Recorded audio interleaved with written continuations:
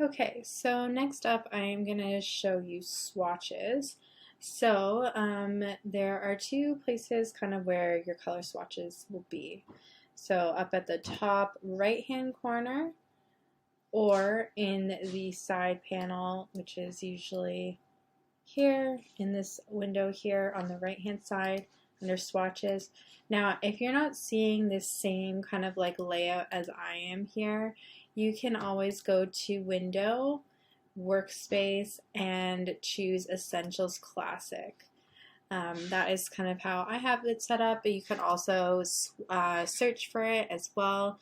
If you go to window and then I believe swatches, it will pop up here. So you can also see different views. So you can have just like this thumbnail view, or you can view it in list view.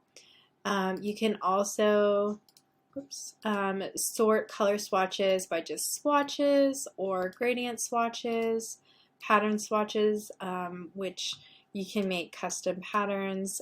These are the preloaded patterns that are already in here. They're pretty jazzy, but basically it's a scalable pattern that you can use to fill, and you can create your own too. And then color groups. So these are, you know, the grayscale and just normal colors. And then I'm just going to go back to all color swatches. So our color swatches, like in this panel, really gives us a really great overview of what the swatches are.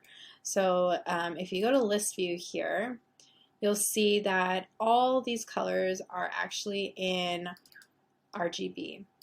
Now that is because our document is set up to RGB right now. If I go in and change that to CMYK, all my colors adjust to CMYK, and you'll notice that there was some adjustment to the colors. They were a little bit lighter, they weren't as vibrant, and that is because these are the color profiles for print. So we have a whole bunch of colors here. Shows us here with like this square.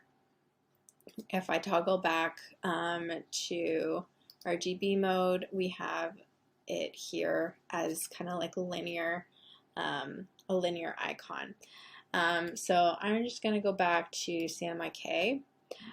We also have our registration. So the registration mark is kind of like this bullseye type of icon.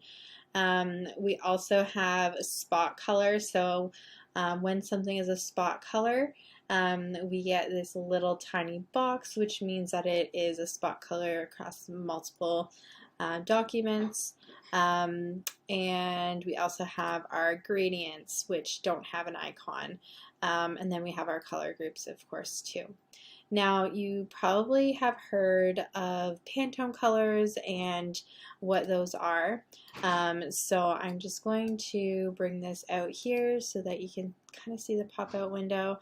So if you go to this hamburger style menu, go down to Open Swatch Library. I really recommend just exploring these different color palettes because these are like really cool already pre-made color palettes. But if you go down to color books, and I always like to reference solid uncoated because that is the majority of the time what I have specialty printed. I also have a Pantone color book that also helps me to reference the color codes and numbers. I have the solid coated as well. There's also coated, CMY coated and CMYK uncoated bridge as well. So there's different color books. I'm just going to go down to uncoated for now. And so you can see here I have typed out this number here. And that's because over in this document, this was like we were matching this to a letterpress file to print for wedding invitations. And so in order to give the printer, the letterpress printer, you know, what I want printed, I need to give them the color Pantone. And I reference that with my color book, and then I also add it to the file as well in mockup preview. So you'll see that with Pantone spot colors, there is a little dot here. So that just means that that is a Pantone spot color. Now, if I click off of that, I have all these colors here, which are in reference to these 3 to 4 digit numbers, these 3 to 4 digit color codes, and I can actually reference them with my Pantone book. Usually I like to go in and I like to see what the Pantone book color looks like on my physical swatch, and then I'll bring it into the computer and I'll start to kind of like match it. But it's always great to kind of reference Pantone color books, especially when you're doing things like brand projects and, you know, for like especially like global or global brands where they need a Pantone book to, or sorry, a Pantone swatch so that they have consistency across all their materials. Like take for instance like Coca-Cola. Like if you know, printer A printed their packaging and printer B printed their packaging and it didn't quite match up, there would be discrepancies there and it would make Coca-Cola look bad and even like devalue their brand.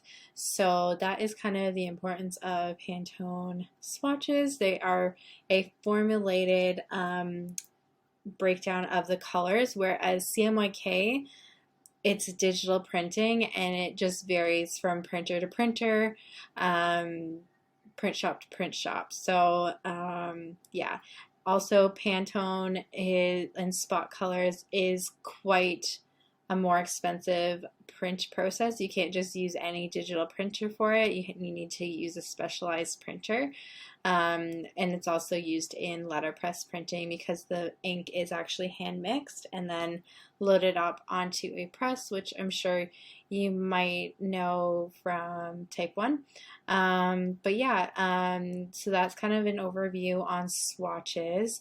Let me know if you have any questions. And, you know, it's always great to kind of, you know, look at your swatch panel and rename swatches if needed. I usually like to delete, like select all unused swatches for a project, just so that I'm keeping like my file super clean and organized, and whoever comes into it isn't like, what is going on? Why are there like a million shades of pink that I don't really need? So yeah, I hope that was helpful. Just a quick overview on swatches.